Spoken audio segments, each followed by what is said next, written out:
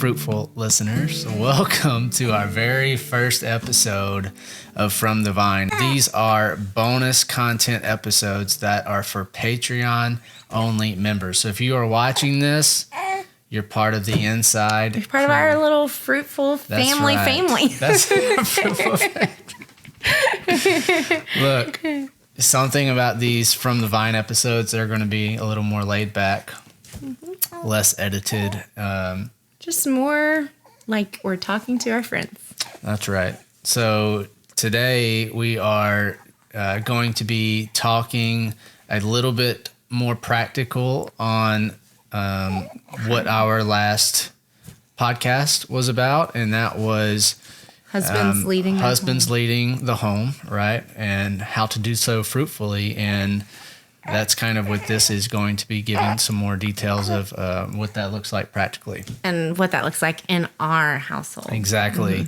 These are not necessarily always going to be things that you can do per se, but give you an example of what we're doing from our vine. That's the entire point. So give an example of what we're doing, and maybe you can utilize some of it, or maybe it can just spark some ideas in you. So yeah, and if you have anything to comment, you can get on there and start a community chat, and we can If you see me doing something completely wrong when I give you all this insider information, feel free to correct me.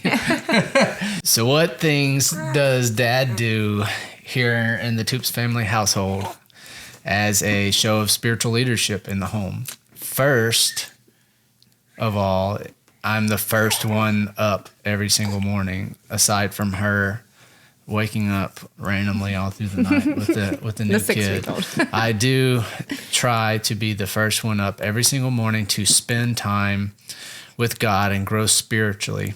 Yeah. A little side note on that. I don't even think you put this in your notes, but he does wake up first, other than me feeding the baby all throughout the night. And he starts off with servitude. He brings me coffee. It's always right by the bed. And he puts my Bible, because I would come downstairs and read with him, but since having the baby, I really can't do that because the baby is eating. Right. And I'm just more comfortable in bed. No. And he sits my Bible with my highlighter and things right beside me. I didn't put that, but thank you for adding that. Yeah. Honestly, you do things for so long, you don't even think of them as servitude anymore. It just becomes habitual. So thank you for pointing that out, my love. Something that I do, and what I did have on here is that I ensure that my wife gets that same time with God. So that's extremely important to me. And the reason, like she said, she used to come downstairs before we had Micaiah, and being she can't, that is why I do those things. Is the purpose is so that she can, I do whatever I can to make it easier on her to spend time with God in the morning and get her morning reading and her morning prayer in. Asher actually wakes up. I don't know why. I'm not saying it's something that is good, but Asher does wake up pretty early. Sometimes he'll wake up at 5:30. Sometimes it's 6, but sometimes it's I'm 1 not a.m. done studying by then. So Mom is sitting upstairs with Micaiah trying to get her reading in. So it became part of our routine, at least right now, until he somehow starts sleeping later. He comes down here into the garage to my desk, and while I'm studying, he watches a show. A Superbook. The first thing we put on for him is Superbook. It's a really, really good Christian TV show for him that's on YouTube. It's always Bible stories. Yeah, if you haven't ever let your kids watch that, you should check it out. It's actually some really cool shows where they have tons of different Bible stories and stuff. It's not cheesy. It's not cheesy at all. It's really, really good stuff. And he learns a lot of scripture from that show. He pretty much knows like every Old Testament Bible story, and it's not just because we've told them to him. He's watched a lot of them. So he gets to watch that first, and then after he watches that, I always tell him, you can watch something else, but you're putting God first. This is how you learn. You can't read yet, and I want you to do that while I'm over here studying. So he does that. But he has been learning to read, and he's excited for the day, that he can come and read his Bible at the same time as mom and dad. Something I think we've mentioned in another video, breakfast is not only for eating, but a time for catechizing. So at breakfast, we started reading the Westminster Shorter Catechism, and there is actually a book. I'll have to put a link, but it is like a children's edition.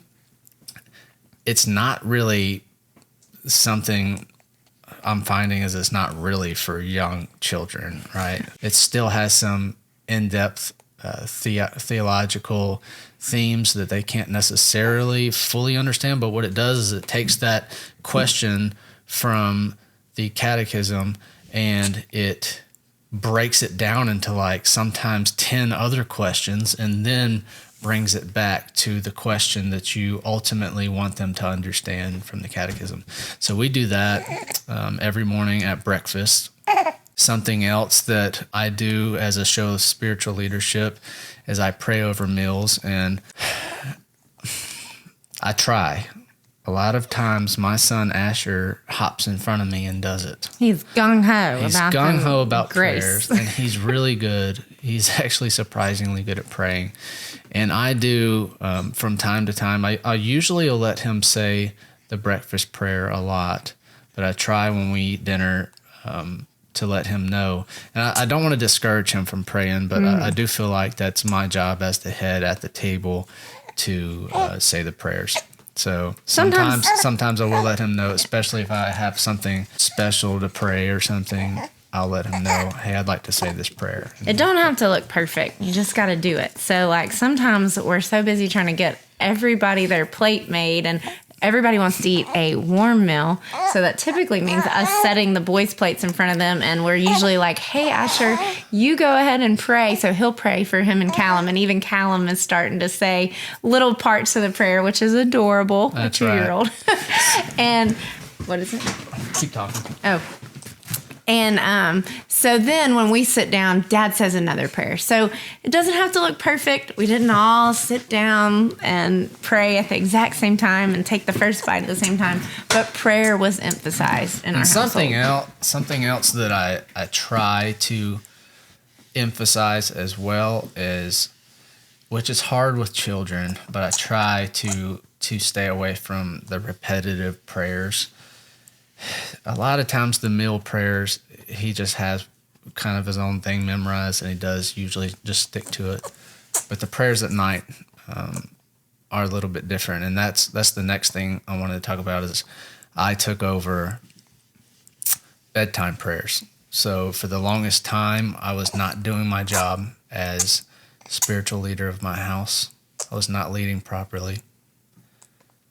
Another story for another day, but I'm trying now, and something I started doing late last year was, and we talk about this a little more in depth in another video, but essentially I took over the nighttime leading of the nighttime prayers with my son Asher. She did it pretty much his whole life, and while I was around the house just getting things ready for us to enjoy our evening together, and I didn't put a priority on praying with my son, and it was something I'm highly convicted about now. So that's something that I took over. Not that like there's anything wrong with mom praying. Yeah. Correct. We talked on this in a video, and that's why I didn't expand on it. But so I guess I should clarify for those of you who are maybe just listening to the podcast. Yeah. There's nothing wrong with mom praying at night. The point was this: for the first few years of my son's life, he saw his mother as the spiritual leader of the household. Not because she can't be a spiritual leader in the household, not because she can't be a woman of prayer and he can't witness that, but because Dad was being lackadaisical in his spiritual walk. And whenever I started working on myself, I also wanted my son to see that. And she was more than happy to give that task to me, because as we stated in the entire podcast that this From the Vine episode is about, if a husband is doing things as commanded by Christ, usually the wife is more than willing to give over some of the responsibilities that she wasn't intended to carry. Dad also rocks the baby when Mom needs to do some podcasting. Okay. I mean, y'all are not just here to listen to Cody, I hope. Is my voice I that look bad? over, I'm No. like, are you going to say something? And she's like, I can't think. He's making me rock him. I don't know.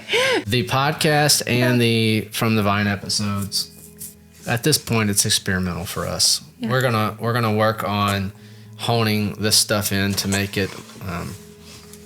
We want you guys to get the most out of this content. If you are one of the patrons, then please let us know what you'd like to hear more of, because we are open ears when it comes to this. We want this to be what you want. Not to mention, if you guys let us know what you want to hear, that sure helps us decide content. Yeah, the content that we're going to release. Yeah. Again, to a certain extent, at least, we want to produce content that you guys are here to see. So while you may not like everything we say, while we may talk about some things that are completely unrelated to you and your specific situation, we have a pretty wide audience that we're talking to. So we are touching on a wide variety of topics. But if you have something specific you want us to talk about, let us know. Let us know also the things that drive you crazy that we do on this camera are on this microphone, and we will work on it. To the best of our ability. Yes. Either way, I hope that this was helpful to you guys. I pray that this look into my family vine, our family vine, can help you in some way grow to become a better leader in your home. I'm far from being what I would consider the ideal role model or the ideal household leader, but perhaps these humble insights can aid in you leading your family to bear more fruit. God bless you guys. We will see you here on the next episode of From the Vine. Bye.